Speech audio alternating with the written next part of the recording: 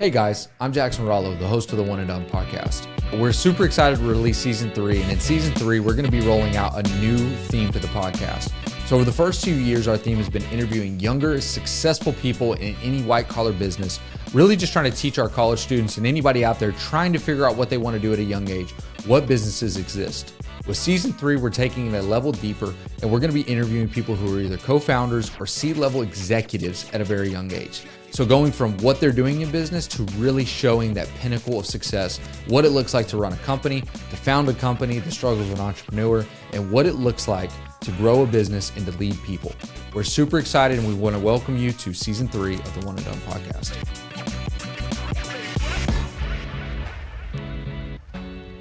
All right, everybody. Welcome back to the season 3 of the One and Done podcast. I got a very special guest today to kick off season 3. Season 3 is a little change from what we've done the first 2 seasons. Season 3 is all about executives and founders, hearing from the people at the top of companies, people who founded companies. They bootstrapped it from the ground up, and they figured out ways to win at a very young age in life. I want to hear from them. I want to talk to them. And I want you to learn how we think at the top level and how we have to think as we set visions for companies and grow from there. So today, to kick off season 3, is Bennett Maxwell. He's the chairman of Dirty Dough. We got one here locally. Bennett, man, how are you doing? Good. I'm excited to be here. Thanks, Jackson. Yeah, man, I'm excited. I'm excited as well. Like I said, we got a store right here in College Station. I know you got them all over the country, man. Tell the listeners a little bit about you, about your background, about Dirty Dough, and then we'll dive in. Yeah, background. I'm here in Utah and was one of 9 kids. Single mom. I was number 7 of 9. So I think I have 3 kids. Does that make you a myself. middle child? I don't know. I guess. I don't know. I think without any evidence, after 4 or 5 kids, you probably are like, nah, these kids are fine. You know, they'll figure it out. Because I have 3 kids, and I'm like, I treat my 3rd kid way different than I treat my first kid. You know? Oh yeah. So growing up, it was, you know, if you needed something, go figure it out, right? So I was selling candy bars and shaved ice and snow cones, lemonade, like elementary. I did all of that, you know, little businesses with my brothers. Junior high, I was doing lawn aeration door to door. I just discovered or refound out because I forgot this. I was selling snow shovels door to door. In high school, to pay for sports, it was same thing. Like, you want to go to football camp? A few $100. I don't have that. Okay, we'll go cold knock businesses and sell a banner. So I did that. I was the only kid on the team to do that. Okay, well, now you want to pay for your pads and the rest of the program? Go sell the starving student discount cards, whatever. And then I also did wrestling and rugby throughout high school. And both of them used, oddly enough, a cookie dough company. So I was selling bins of cookie dough, you know, for $20, $30, whatever, and people would buy them to support me. So just, yeah, very much in that sales mindset, which led me up to my first real job, I would say. I don't know if it was a real job, but I remember it was the first time I put on a tie for an interview, you know, and I went to that counts. Cutco, and they were like, you know, it's $15 an hour. I'm like, you got me. You had me at $15, or commissions, whatever one's higher. Next week is training. You know, they offered me the job. I was stoked. And I said, okay, well, training, you know, it's a full week, 40 hours. There's no commission. So I assume it's just a $15 an hour base. And they're like, no, we don't pay you for that. So I go home, call my dad. I'm like, this is a scam. And he said something that was very impactful. And he's like, people pay tens of thousands of dollars for sales training. Cutco is a very established company. They have a great sales program. If you don't take the job, at least take this free sales training. Anyways, it was a big shift for me. I only worked for Cutco for a few months, but I learned very valuable communication skills and referral. Like, you're sitting down with Granny, like with my grandma, and I'm pitching her and saying, don't worry, you don't need to buy anything from me. But I get paid if you just listen. Now, after the sales presentation is over, then it's, hey, grandma, I need 10 names of people who would also be willing to listen to me. Okay, I need them right now. And then she writes them down. Start calling them and give me the phone when they pick up. And then I went and did it to Granny's friends. And kind of makes you, I mean, it just gets you into that hustle mentality. Pest control, Vivint, Smart Home, Direct TV led me to solar. Started a solar company, and then that led me to Dirty Dough, which was an existing company. I purchased it when it was one store. First year we franchised it, or kind of built the systems to franchise it. So we franchised end of December of 21. Last year, about this time, we had 7 stores. Now we have over 70. So it's been a wild ride. We've sold 460-ish franchises. We have another 40 under construction right now. It'll take a few years to open up all 460, and then every week, we continue to sell more franchises. So figuring out as I go, man, no time for for breathing, no time for sleeping, and it's been a wild ride. Dude, the next 20 minutes are going to be a lot of fun. Let me tell you that. We're going to get into some stuff here with the scaling and stuff going on there. But we got to go back to the one of 9, right? You got 8 siblings. You mentioned to me that all of them are in some sort of entrepreneurship.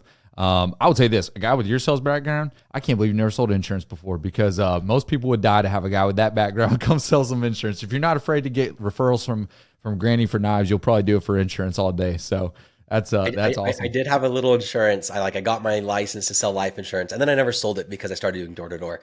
Yeah. But I looked at it the same thing. Like I remember, I don't know if I want to sell this. It doesn't matter though. I do want to learn about insurance, and this is a free course. Yep. And I took it, and I did learn about insurance, even though I never pursued that career. So we'll get into that, but let's talk about the 8 siblings and you and all of them being entrepreneurs. What do you think that level of family and business brings to you, and what are some lessons that you've learned that you've been able to apply? I mean, my family's all in our business, man, and it's pushed me a lot. So go ahead and let me know what are some lessons you've learned. Yeah, my grandpa was an entrepreneur, and uncles and stuff like that. And I didn't grow up with my dad. My parents were divorced, but he was around, I'd see him here and there. And they were all in the road construction business. In my siblings, a lot, some of them went off, and one worked for Facebook for a while, but he also develops apps on the side, So even the ones that have full-time jobs, they do something on the side. Like my little brother did solar with me. He's still doing solar. I started the solar company with my older brother, which was amazing. He's 13 years older than me. He bought a franchise when he was 22, I think, Signs by Tomorrow, which I was working for him when I was in junior high. I'd ride the bus down to 20 minutes down the road to go work for him after I got done with football practice in the summers. So it's just kind of that community. And then there's also the competition with your brothers. And I think we're kind of past that now that we have more established careers and things like that. But it was still fun, what's your revenue and things like that. I know. I was about that. That was one of the things I was going to ask. I'm like, look, you got 9 entrepreneurs in the family. Who's the most successful, right? That's the question everybody wants to know. Yeah. I don't know. It depends how you measure success. Yeah. Success is as crazy growth, not sleeping, and enterprise value in a short amount of time. Maybe I have it. If you establish success as Gets to sleep 8 hours a night. Yeah.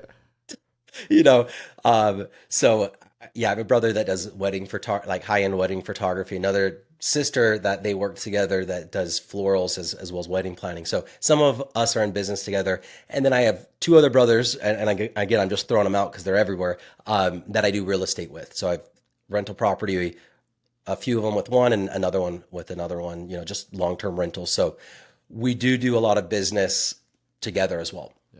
So tell me this then, what is the number one lesson you've taken away from all of those interactions, all those family members? I'm sure the many, dinner discussions about business or branding or those kind of things. What's the biggest lesson you've taken away from all of that? As it relates to family, I mean, forget family, just in business, but I like to share this with my family. I think it was Gary Vaynerchuk just yesterday. And it was, there's no such thing as, undefeated entrepreneurship. It's just that for every 10 fails, you're getting 1 win, and you keep pushing, or whatever the quote was. So what do you think about this, though? Because this is my personal opinion of that. You have days that are awesome, right? Days that are just amazing. Most of the time, those come on Fridays, right? And then everyone's complaining about Mondays. For me, it's Wednesday, right?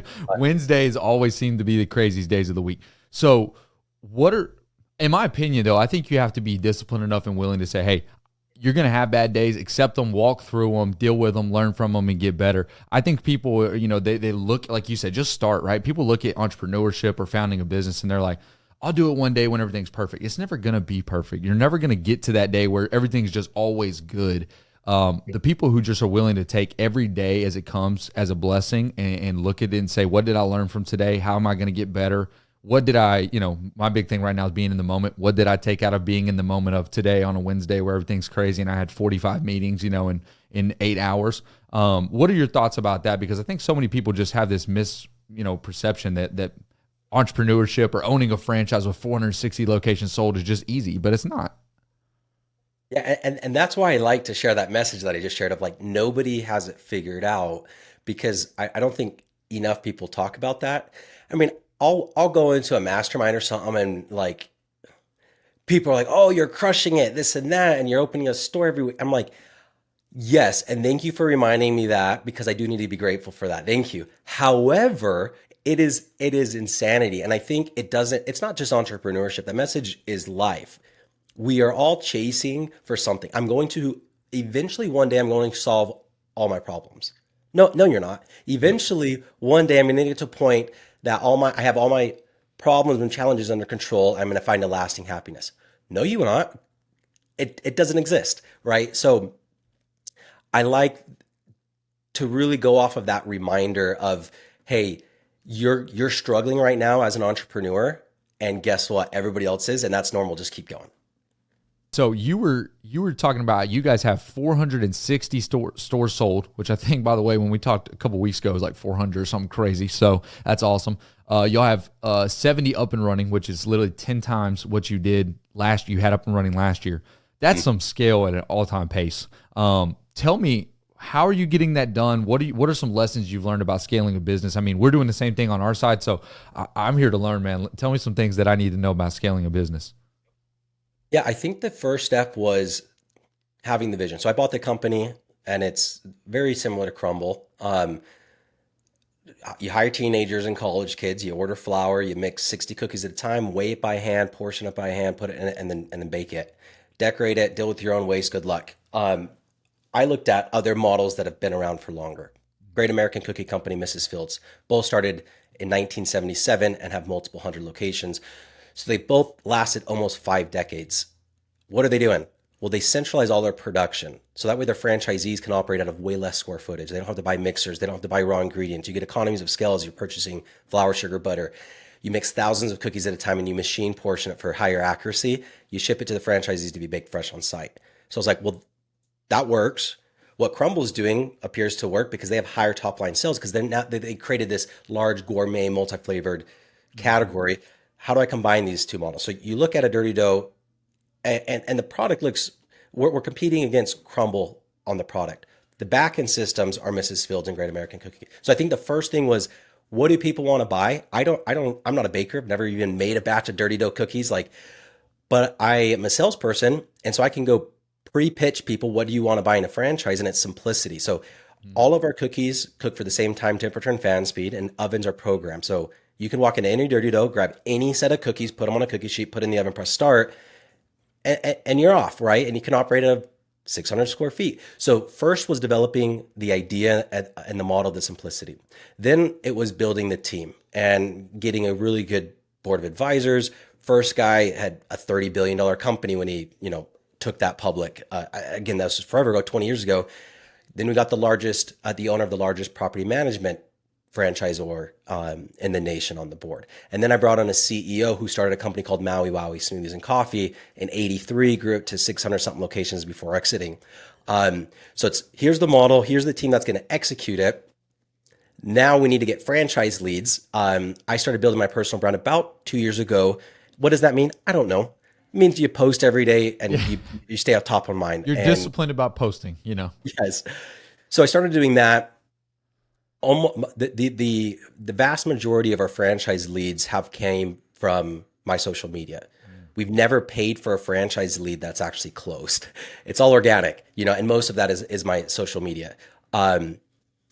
So who wants to buy a franchise from Bennett Maxwell? Nobody. But who wants to buy a franchise from the founder and CEO of Maui Wowie, who's been doing this for 4 years?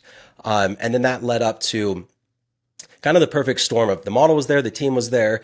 I kind of had a foundation of who I was. I was starting to do some interviews, starting to get out there. And then a lawsuit happened between us and Crumble that was very public. We had some witty responses. We threw up billboards making fun of them. Our cookies don't crumble with competition, and cookies so good we're being sued. We did some professional videos making fun of the lawsuit. We made CNBC and Good Morning America and whatever. And that gave us all the eyes that we needed, but the model and the team was already set. And then literally we sold hundreds of franchises. So that was, and then it's executing it. And we were able to execute because we have people that have been doing this for decades. And now I have a new CEO. Our former CEO is now president, and my new CEO, as about 5 months ago, is the former CEO of Jimmy John's. So even a higher scale, he's opened up 2,000 restaurants in the last 20 something years across a dozen different brands. So the team is very important, especially when you're me. Absolutely. I love that, man. And you're putting people with experience around you, and you're building out something that has a lot of opportunity. So, one of the things that caught my attention, you mentioned like centralizing some of the materials and stuff like that. That's obviously something you picked up, you learned on, right? Like you say, you haven't even, baked the cookies. So how did you pick up on those things? Where did you learn those lessons? Like, who are some influential people in your life that have kind of helped you to be the critical thinker that you are? Because one of the things we talk about all the time on this podcast, if you solve problems, you will excel in your career. And I think so many times we're taught to just answer the question instead of ask the question. And that is really what leads us to, you find the people who are successful, they're the ones who ask more questions than they answer. They're more interested than they are interesting. And so tell me, what are some of the things that happened in your life that taught you to ask those questions? Yeah, I think the Cutco experience of go do the training because it's free and it's all about the skill. Shortly after that, I read Rich Dad, Poor Dad.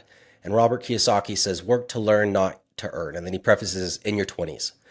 And I've just lived by that. Like, it's all about the skills that you develop. You can make $1 million today and you can lose it tomorrow.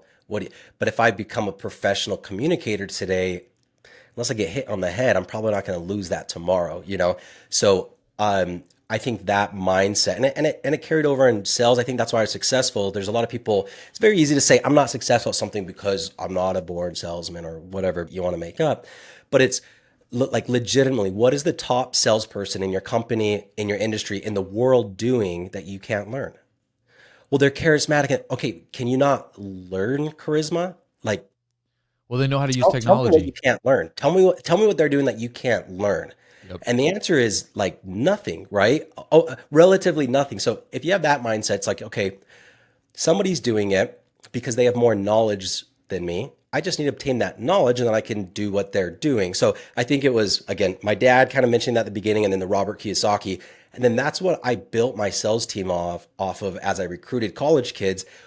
What are you going to college for? I want to be a dentist, a lawyer, a doctor, a nurse, an accountant, whatever. Okay, you tell me if I could train you to knock on 100 doors a day, get comfortable with that, get comfortable with communication, get comfortable with rejection, being able to separate emotionally the I don't want pest control from I hate you, Jackson, right? That's not the same thing, but that's how we take it. Yep. And then, okay, now you can knock on somebody's door, their baby's crying in the background, and you can immediately grab their attention in 10 seconds. And 10 minutes later, you have a $800 a month or $800 annualized pest control contract, and you're never going to see them again. And you were able to capture their attention and give them something that you needed by discovering and answering my questions. So that's what I built all my sales teams off of, is work to learn, not to earn. It's just something I fundamentally believe in. And I fundamentally believe you have to be a freaking salesperson regardless of what you want to do. And then you're like, no, okay, you have to be a professional communicator. Okay. And then everybody's like, okay, cool. I'll be a professional communicator. I don't want to be a salesperson. Yeah. I'm with you because like I said, I lead a sales team, and I think that is one of the most important things is everyone wants to be successful, but everyone is not willing to do what it takes to be successful. I came across a quote from Darren Hardy the other day. He's like, you know what successful people and unsuccessful people have in common? They both hate to do what it takes to be successful. The difference is the successful ones do it anyways, right? And people so many times like, well, like you said, I don't know how to use technology. That's one we hear all the time in our industry. Is like, oh, I don't know how to use technology. I'm like, you literally learn, right? You click the button and you know what it does. Like, there's nothing crazy about it. You're like, dang it, I was born learning technology. Sorry that you didn't know it. Now, are you going to pick up on things? Sure, right? Like, I grew up, my dad was a salesman. I picked up on things he naturally did, but I learned those things from him. So therefore I could do them a little easier in my early 20s, where I might have had to pick that up in my mid 20s if I wasn't around somebody who could do those things. But the reality is you can absolutely learn and develop yourself. What it really comes down to, in my opinion, tell me if I'm wrong, I think it's discipline. Most people are not disciplined enough to say, I want this and I can control it. They would rather say, I'm just not good at it. I wasn't born with it, or it's that person's problem and that's the reason I can't get what I want. They don't want to take the responsibility. And that's something I've committed to this year myself personally. And I've pushed it down to my leadership team and hopefully all the way down to our whole company is, hey, we're going to have a committed and own it type culture where we will own what we're doing and we will get better at it. I'm not expecting you to be 50 steps down the road. Like, that's wisdom. Wisdom is I know where I want to be in 50 steps. Discipline is taking step number 1 and step number 2 in order, and then step number 7 and number 8 in order, and doing it the right way as you work to where you want to be one day. And when you do that, you'll look back in a couple of years and you're so far beyond where you even could have imagined you'd be. But it takes the discipline to do that. And I think most people lack it. What do you think about that? Absolutely. And I think the key to discipline is I don't want to decide what time I'm going to go to the gym every morning, because that's effort. And there are very rigorous scientific studies. Like, you have a finite amount of willpower. So how do you structure your day so you don't have to use willpower to go to the gym every day? Well, I just go every single morning at the same time. I don't have to think about it and adjust my schedule.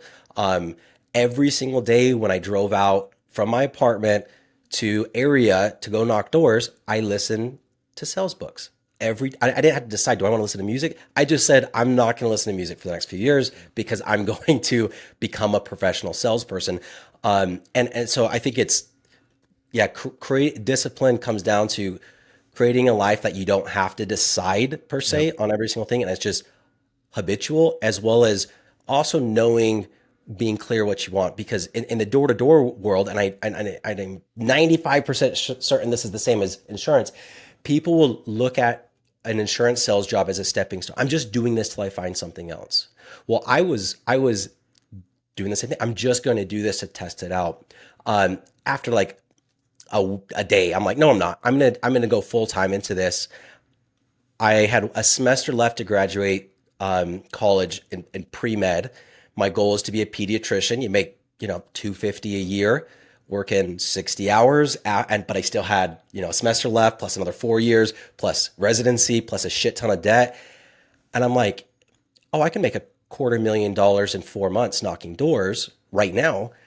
However, I'm going to not discount my desire for education. I'm just going to change it. I'm not going to go to college. I dropped out, but I'm still going to put the same time, energy, effort, and investment into becoming a professional salesperson, paying for sales courses and going to masterminds and things like that. And I quickly developed myself because, again, it wasn't just I knew I wasn't going to knock doors forever, but I wanted to be a professional communicator. So I committed and set that goal, which helped me with the discipline and everything else. And I think it's interesting too, you mentioned the professionalism as it relates to the education that you pick up. And it's not necessarily the formal education we think of, right, when we're going to university or something like that. There's so much you learn. I tell this to everybody in our company. I was talking to one of my best friends. He joined us here as an insurance guy just the other day. And his wife was like, yeah, you just threw him into the pool. I'm like, yeah, I mean, you want to know how to learn? Yeah. Like, you come up gasping for air. Like, that is how you learn in everything you do. You have to learn through the experience and then looking at the experiences of other people and then tweaking your approach around those things. One of the things I also think that relates to professionalism is you mentioned goal setting and the importance of setting those goals, hitting those goals, and looking at a certain target. How do you structure your goals, and how do you and your team kind of look at certain targets? Yeah, very different than what it used to be, because of a personal experience with, I don't know, I did great at sales, whatever sales I was doing, but at the expense of my health and my personal relationships. I got up to 310 pounds. I'm married, I have 3 kids. I wasn't giving them the attention. When I sold the solar company, I achieved the millionaire status that I was, I want to be a millionaire before 30 because everything's going to be different. And I felt great for a few days. It's like nothing really changes. So with that, it was, and what I realized was, okay, my goal is a millionaire before 30. I hit it, felt good for a few days, and I immediately went to the next goal. And then I watched Billions from Amazon Prime, and Bobby Axelrod, a fictional character, was a billionaire and he achieves a $10 billion net worth, and he realizes that he's unfulfilled and unsatisfied. So he does ayahuasca in the jungle, right? And I'm like, oh, I'm at $1 million. I'm going to just keep setting goals to 10 billion. I'm going to feel the same as him, which completely changed like setting goals. Like, well, no, it's not about the pursuit of goals because it's empty. I mean, it's never as fulfilling as what you thought, and it's never lasts as long as you thought. So let's just not have goals. Well, no, that's not going to work as either, because as humans, we want to have progression. That's what drives fulfillment. So it's okay. We have to set goals, but we have to then detach ourselves emotionally and our self-worth from the outcome of those goals. So I have a goal of opening up 1,000 Dirty Does in 5 years, along with 1,000 mental health wellness centers in the local communities. I think I can hit it, but if I don't hit it, there's so many different things that could have prevented me from hitting it that I can't control. I need to realize and accept that, and just realize, okay, well, I did do everything in my power to do that. And it's about the pursuit, not the goal itself. So probably a different answer than you heard, but that's I'm gravitating more towards that. No, I think it's actually awesome. I was telling somebody earlier today, it's interesting because a lot of my focus has been on, I'm always so focused on the future, right? 6 months, 3 years, 10 years down the road, or always looking back at the past saying, okay, what do I learn from the mistakes we made or the successes, and how do I apply those to the future? You skip that part in the middle, right? Which is where you're sitting right now. And that's always been an intentional focus of mine, is wherever meeting I'm in, wherever my feet are, that's where I am. But even in those present moment meetings, I'm thinking about something down the line, right? Yeah. So even trying to be more happy with the results and the goals we hit, but also knowing, like what you said, it's about the goal, the journey to getting there.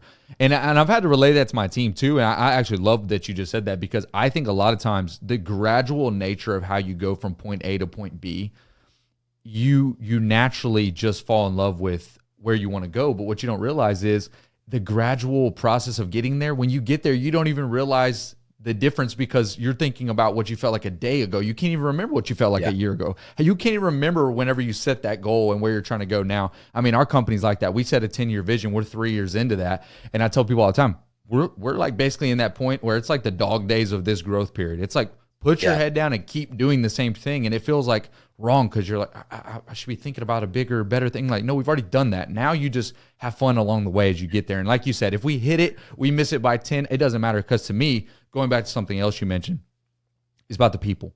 You got to find the right people along the way. That's your family that's supporting you. That's your work family. If you're close with them like that, that's the community that you're building around you, the community you live in, the one you give back to. People, the goals are amazing, but so are people, and you have to balance those two approaches. It's not one or the other. Life is a balance of everything, and the more you can balance those, I think the more successful you'll be as an individual and as a business and as a entrepreneur, founder, whatever you might be. Absolutely. That's one of the core values, relationships. And there's two keys to the relationships, and it's relationships are what bring lasting fulfillment and happiness. The longest study that's ever taken place on humans is done at Harvard. I think they're 90 years in. Most of the participants, or 70 years, I don't know.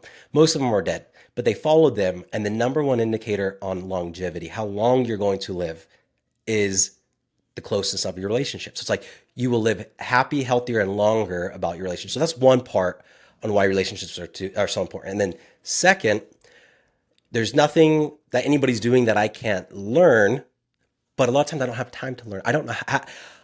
I have a food manufacturing company. I don't know anything about food manufacturing, right? Because we make all the dough and then we sell it. And we have logistics because we're shipping to 20-something different states. I don't know anything about that. So then it's, okay, well, let's use people, because it's either knowledge or somebody that already has that, finding that person that already has that knowledge. So I think that those are the two really key points to people, or, I put relationships, is really knowing that is what's going to drive our happiness and fulfillment long term. And then two, people are the key to achieving goals. Like, there's not a goal that you can't achieve if you don't have the right people.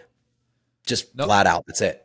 Oh, no, I couldn't agree more. People, and the people that work in our company are the biggest part of why we're successful. I mean, we rolled out basically the guiding principles of our company, our core values. We call them the Rollo rules. And rule number 2 for us is every person has a story. Every story matters. Tell yours and ask for theirs. And is followed up by rule number 3. Relationships always matter. As a young kid coming out of college, I learned that, efficiencies can happen in process. And that's my brain. That's how I work. And what I realized was I could be efficient, processing, production could be up, and my dad can still get more done than I can because he's the guy with the big personality that everyone loves, and he has relationships that are deep, right? I call that person, they say, okay, hey, Jackson, sounds good. No, he calls them in, talks them into it, right? What's the difference? Relationship. Relationships are a critical component of business. And the better you get at being a professional and communicating or selling or whatever you want to say, it's relationship building, no matter what you're doing. As we wind to a close, I know we ran a little long, but man, this has been fantastic. I've loved learning from you and some of the things you've shared today. You mentioned something else to me that people say all the time. Hey, when you get to a certain point, I want to work on my business, not in my business. Everyone says it. I'm not sure a whole lot of people actually know what that means. What, in your short time of doing this, what have you learned? What does that mean actually to work on your business, not in your business? When I started my solar company with my brother, again, 13 years older than me, he's been in business since he was 22. He bought his first franchise. He's like, okay, this is what we're doing. We're reading this book, The E-Myth Revisited, the entrepreneur myth. And the entrepreneur myth is we have all these business owners that are entrepreneurs, and that's a myth. You're not an entrepreneur, you're not a business owner if you can't not show up and still get paid, right? So it's like, well, most people own businesses, but they don't make money and the business doesn't function without them. So do you own a business or do you own a job? You work the longest hours and you get paid last. That's the premise of the book. And then the actionable, okay, well, how do you do that? Well, how do I want my organization to look in 3 years and 5 years? And you build an organization chart. So I have a CEO, I have a chief financial officer, chief operating officer, and under the chief operating officer, I have the regional salesperson, a sales manager, and then the sales team. It's just me and you, Brent. Like, why are we doing this? This is stupid. And he's like, no, we're doing it. So we build it out. We have the vision right at the beginning. And then, okay, who's the CEO? Well, Brent's the CEO. He has way more experience than me. Who's the finance guy? Well, I gravitate more towards, I'm the CFO. I'm also all of the sales channels. So you start with the lowest position, which is a salesperson. How many hours do they knock? How do they map their area? What pitch do they use? What's the training look like? What are the incentives? If they recruit people, what's the override structure? You build all of that in a standard operating procedure. And then boom, I've graduated from the salesperson and I've promoted myself to the sales manager. I'm going to hire a salesperson. And then I build out, okay, what is the overrides for the managers? How do they support salespeople? How do they do the training? And you build that out and then you promote yourself. So, and the idea is get yourself off of this org chart. So that's like a very practical step. How do you make yourself not important, right, to the business? I love that. I love that. I was at a training one day, and that's what they were talking about. Is they basically said, hey, I can't remember who it was. It was somebody up in New York, one of the old, super rich entrepreneur guys. And basically, he would come in and sit down with an employee. He'd say, hey, here's your vacation for the next week, and he'd send them on vacation. He'd sit at their desk for a week, and basically, if it went fine when they got back, he gave them a promotion, gave them a raise, and left them there. If it broke without them, he fired them. And basically the reason his thing was, you should be so good at your job that you don't need to be here, that it keeps functioning just like if you were here. And I love that, because so many people don't do that. They feel like if the business can run without them, they're not important. But the reality is, if the business can run without you, you're more important, because whatever you did up here is something most people cannot achieve. I love that. That's a great way of explaining it. It comes back down to what most people deal with in the mental health, issues that's going on right now is I need to feel valued. So if I step out of the business, people don't need me, then why am I getting paid? Am I worth the money that the business is bringing in? And it's usually tracked back to self-worth. So it's like, well, no, I have to be part of it, because then if people are calling me and needing me to solve problems, I feel wanted, and that makes me feel good. So that's a whole nother battle you have to deal with at the same time, like a mental battle.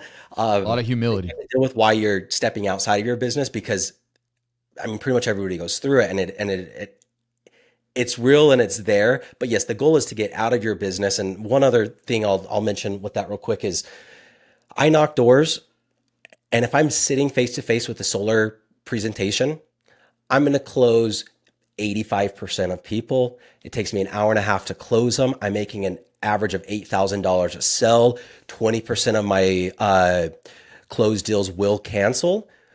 Do the math. I make $6,000 an hour. Why am I going to do anything less than 50? It's just like, okay, well, bookkeeping, I can hire a company. They're going to charge me $40 an hour. Or no, I'm just going to do it myself. No, I'm not, because I'm worth $6,000 an hour if I could just be presenting.